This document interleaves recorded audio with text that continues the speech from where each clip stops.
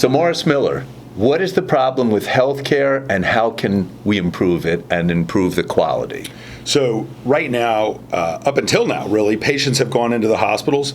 They're sick with one thing. They end up getting an infection while they're in the hospital, and the infection ends up being more dangerous than the actual illness that they came to the hospital with. We make a robot. It's a germ zapping robot. We call it Xenex, Xenex.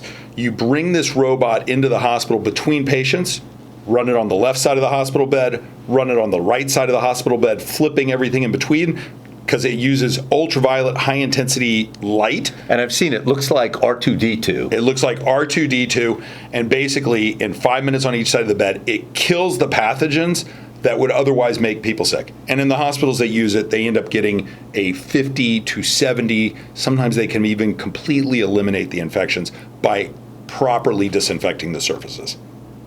It's awesome. So robots are going to be the future to keep hospitals clean and sterile. No question. But housekeepers stay because housekeepers, thank God, they actually run the robots.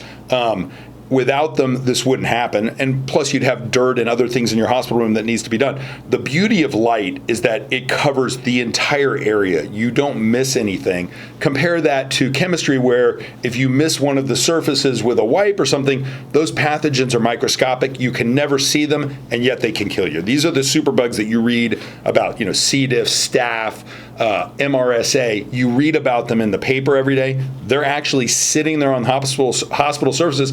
And the last thing is, sometimes they can live for 7 months.